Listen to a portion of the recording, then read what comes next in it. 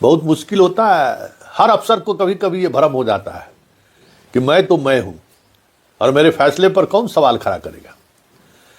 लेकिन देखिए, ये प्रकृति का प्रदत्त नियम है, बैलेंस वो बनाते रहता है और बैलेंस बन गया। के पाठक को भी कभी ये भ्रम हो गया था कि मैं हूं, और उस पाठक के लिए तो सीएम ने विधानसभा तक में कह दिया था कि ईमानदार ऑफिसर है। और उस प्रशस्ति पत्र को लेकर इस तरीके से मदमस्त हो गए पाठक कि सीएम की बात को ही नजरअंदाज करना शुरू कर दिया, सीएम के कहे गई बातों को ही नोटिस लेना छोड़ दिए। तो क्या हश्र हुआ सबको पता है, कहाँ है, किस हाल में है वो भी पता है। देखिए, सीएम अल्टीमेट होते हैं, और ऐसा नहीं है कि अल्टीमेट का मतलब स्वयंभू वो होते हैं।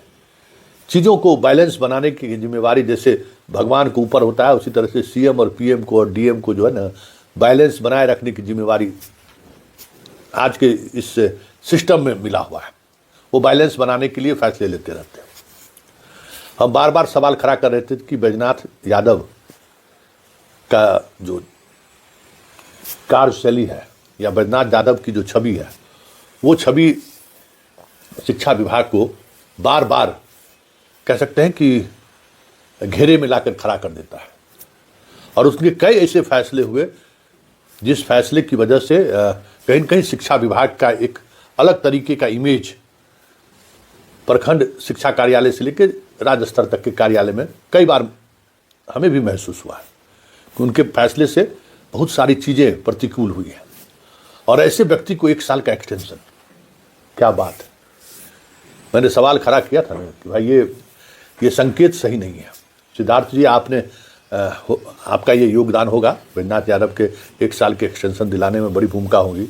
और दूसरा पंकज कुमार है। दोनों अधिकारी के बारे में मैंने कहा था कि दोनों की छवि बेहतर नहीं है, दोनों के कामकाज की शैली को लेकर एक अलग तरीके का ओपिनियन सोसाइटी में है। शिवहर डीएम के रूप में भी लोगों ने पंकज कुमार को देखा है, और बैजनाथ यादव की तो बात ही छोड़ दीजिए। लेकिन हम हैं तो हैं, हम जो चाहेंगे सो कर लेंगे। तो ये जो सरकार का फैसला है, अजय यादव को जो सेक्रेटरी बनाया गया है, अब तय मानिए कि शिक्षा विभाग में अब खेला होगा। और ये भी तय मानिए कि के पाठक के लाइन पे सरकार के पाठक को लेकर जो जिस दिशा में धीरे धीरे बढ़ना शुरू किए थे, ठीक सरकार शिक्षा विभाग में फिर से उस दिशा की तरफ बढ़ना शुरू कर दिया। अब देखना दिलचस्प होगा कि इस पोस्टिंग के बाद सिद्धार्थ करते क्या है। वैसे सिद्धार्थ सीएम के तो सचिव है ही, उसमें कोई शक थोड़ी है, लेकिन अजय यादव की पोस्टिंग से तो वो आहत होंगे ही। पता नहीं आज की रात उनकी कैसे गुजरी होगी, कल कैसे वो सोए होंगे, क्योंकि उनको तो लग रहा था कि मेरा हर फैसला है, हम कानून से ऊपर है। कभी कई ऐसे निर्णय उन्होंने लिया जिससे लगता था कि कानून से ऊपर वो निर्णय ले रहे हैं, विभाग के प्रधान सचिव से ऊपर जाकर निर्णय ले रहे हैं। उन तमाम निर्णय पर हम शेयर भी करते थे खबर कि भाई ऐसे नहीं हो सकता है। हर किसी की अपना दायरा है। आप सेक्रेटरी हैं तो आप मुख्यमंत्री नहीं हो सकते। तो ये दायरा लोग अक्सर अधिकारी भूल जाते हैं। और अब देखना ये होगा कि क्योंकि अजय यादव को बहुत बड़ी जिम्मेवारी दी गई, सेक्रेटरी भी है, उच्च शिक्षा के डायरेक्टर भी बना दिया गया। मतलब जितने महत्वपूर्ण डिपार्टमेंट शिक्षा विभाग के हैं, अब वो सारी के सारे विभाग अजय यादव के पास हैं या योगेंद्र सिंह के पास हैं। बच गए पंकज, जिनको भी 1 साल का एक्सटेंशन मिला। अब देखना यह है कि ये कब जाते हैं, क्योंकि शुरुआत हो गई है। और ये दोनों अधिकारियों के बारे में शिक्षा विभाग में ये हर किसी के जुबान पर सुनने को मिलता था कि यस मैन है, ये हुक्म के गुलाम हैं, जो कह दिए वो करते हैं। वो सही है या गलत है वो नहीं देखना है, आका का हुक्म हुआ तो कर देना है। और ये बातें कहीं न कहीं मुख्यमंत्री तक पहुंच गई है। और मुख्यमंत्री तक बातें पहुंचनी शुरू हो गई तो ये तय मानिए कि मुख्यमंत्री बहुत ही अलग तरीके से इलाज करते हैं, एकदम एलोपैथिक इलाज, जो पेशेंट को ज़्यादा प्रॉब्लम भी नहीं होता है। और हालांकि एलोपैथी दवा बहुत कड़वा होता है, लेकिन करे तो करे क्या। नीतीश बाबू का इलाज करने का तरीका ही यही है। और वो जब इलाज करते हैं तो सामने वाले को कह सकते हैं कि क्या महसूस होता है। हम लोग तो देखते आ रहे हैं ना कि एक से एक चहेते नाक का बाल ऑफिसर। और जब वो टारगेट पर आ गए, जब उनको लगा कि ना ये अब अति हो रहा है, तो फिर इलाज तो बहुत अच्छी तरीके से करते हैं। तो ये सिद्धार्थ बाबू का इलाज हुआ है, पहला इलाज है। हमें लगता है कि उससे सिद्धार्थ बाबू को सीख लेनी चाहिए कि स्वयंभू कोई नहीं है, और जो एकदम तुगलकी फरमान की तरह जो है सो चीज़ें को कह सकते हैं कि आदेश जारी कर रहे थे, अब उनको विचार करना चाहिए कि इस तरीके के आदेश का मूल्यांकन होना शुरू हो गया है।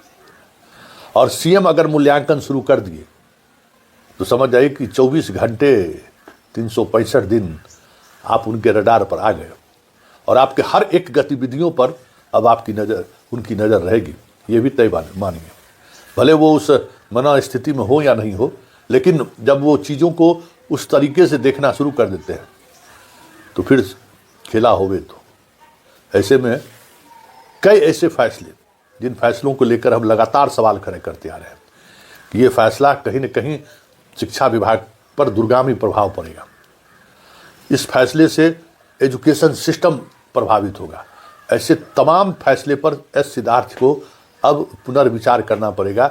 ये भी साफ संकेत है कि अब मनमानी नहीं चलेगी, क्योंकि ये बहुत बड़ा सेटबैक है कि जिस अधिकारी को आप एक्सटेंशन दिलवाते हैं, जिस अधिकारी के पर पूरा बर्दाश्त आपका है, और वो अधिकारी जिसको सरकार 1 साल का एक्सटेंशन भी दी है, और उस अधिकारी को रातों रात जगह से बेदखल किया गया, तो संकेत सिद्धार्थ बाबू आप समझदार है, समझ गए होंगे।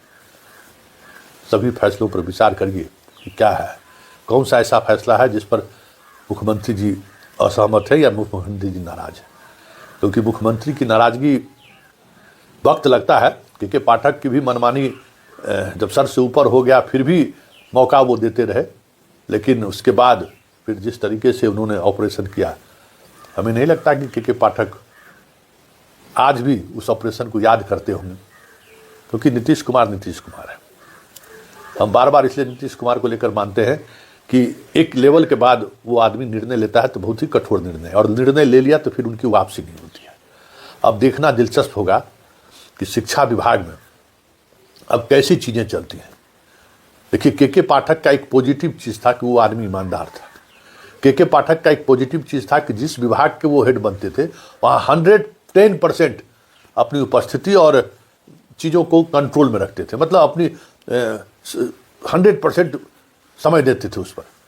साथ ही के पाठक का काम करने का तरीका, भले आप असहमत हो, लेकिन काम वो बंदा खुद अगर आप कर रहे हैं तो आपके साथ वो भी बैठा रहेगा। लेकिन वर्तमान सेटअप में ऐसी स्थिति नहीं है। तो ऐसे में जो बैलेंस बनाने की कोशिश हुई थी एक्सटेंशन देकर, हमें लगता है कि वो बैलेंस अब बिगड़ चुका है।